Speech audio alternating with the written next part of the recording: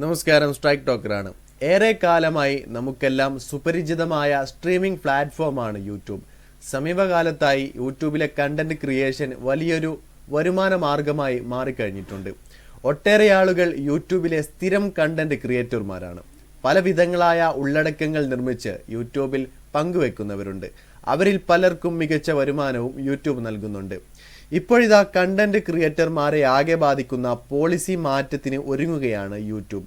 July 15 മുതലാണ് പുതിയ നയമാറ്റം പ്രാബല്യത്തിൽ വരിക.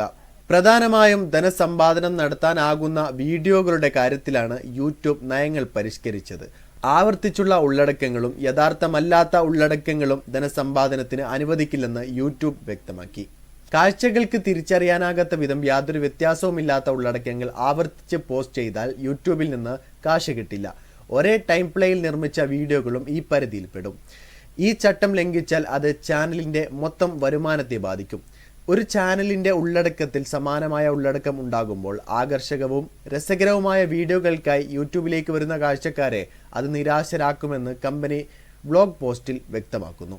മറ്റു വെബ്സൈറ്റുകളിൽ നിന്നുള്ള വാർത്തകൾ വായിക്കുന്നതും സ്വന്തമായി എഴുതാത്ത ഉള്ളടക്കങ്ങൾ വായിക്കുന്നതുമൊന്നും യൂട്യൂബ് ധനസമ്പാദനത്തിന് അനുവദിക്കില്ല. വിവരണമോ കമന്ററിയോ വിദ്യാഭ്യാസ മൂല്യമോ ഇല്ലാത്ത ഇമേജ് സ്ലൈഡ് ഷോകളും സ്ക്രോളിംഗ് ടെക്സ്റ്റുകളും മാത്രമുള്ള വീഡിയോകളിൽ നിന്ന് വരുമാനമുണ്ടാക്കാൻ സാധിക്കില്ല.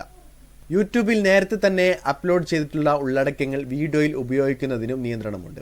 അങ്ങനെ നേരത്തെ അപ്ലോഡ് ചെയ്തവയോ മറ്റുള്ള ഉറവിടങ്ങളിൽ നിന്ന് വീഡിയോകളോ സ്വന്തം വീഡിയോയിൽ ക്രിയേറ്റർമാർ ഉൾപ്പെടുത്തുന്നുണ്ടെങ്കിൽ പ്രകടമായ മാറ്റങ്ങൾ വീഡിയോ നിർമ്മിതിയിൽ ഉണ്ടായിരിക്കണം. അതിൻ്റെ വിഷയം, നൽകിയിരിക്കുന്ന കമന്ററി എന്നിവ ക്രിയേറ്ററുടെ സ്വന്തമായിരിക്കണം. അല്ലെങ്കിൽ മതിയായ വിദ്യാഭ്യാസ മൂല്യമോ വിനോദത്തിന് അനുയോജ്യമായതോ ആയിരിക്കണം. അത് തിരിച്ചറിയുന്നതിനായി വീഡിയോകളും channel description, video title, video description എന്നിവയെല്ലാം റിവ്യൂമർ പരിശോധിക്കും. ഈ നിബന്ധനകൾ ലംഘിക്കപ്പെട്ടാൽ പ്രസ്തുത വീഡിയോകളെ മാത്രമല്ല മൊത്തം ചാനലിൻ്റെ ധനസമ്പാദനത്തെ അത് ബാധിക്കും. ഇനി അനുവാദമുള്ള ഉള്ളടക്കങ്ങൾ ഏതൊക്കെയാണെന്ന് നോക്കാം. കാഴ്ചക്കാർക്ക് ആസ്വാദകരമായതും പ്രയോജനകരമായ ഉള്ളടക്കങ്ങൾ ലഭ്യമാക്കുക എന്നതാണ് പുതിയ പോളിസി അപ്ഡേറ്റിലൂടെ യൂട്യൂബ് ലക്ഷ്യമിടുന്നത്.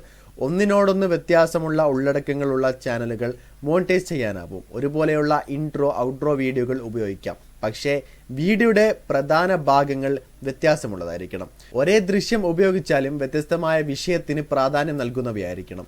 നിങ്ങൾ സ്വന്തമായി നിർമ്മിച്ച ദൃശ്യം അല്ലെങ്കിൽ ആ വീഡിയോയ്ക്ക് തമാശയോ വിശകലനമോ ഉൾപ്പെടെയുള്ള നിങ്ങളുടേതായ മറ്റെന്തെങ്കിലും ആംഗിളിൽ മാറ്റി നിർമ്മിക്കണം. യഥാർത്ഥ വീഡിയോയിൽ നിന്ന് കാഴ്ചക്കാരന് തിരിച്ചറിയാനാവുന്ന മാറ്റം ക്രിയേറ്ററുടെ വീഡിയോയ്ക്ക് ഉണ്ടായിരിക്കണമെന്ന് സാരം. വീഡിയോ ഇഷ്ടമായ ലൈക്ക് ചെയ്യുക, നിങ്ങളുടെ അഭിപ്രായം രേഖപ്പെടുത്തുക. കൂടുതൽ വീഡിയോസുകൾക്കായി ഈ ചാനലിനോട് തന്നെ സബ്സ്ക്രൈബ് ചെയ്യുക. This is strike talker signing off.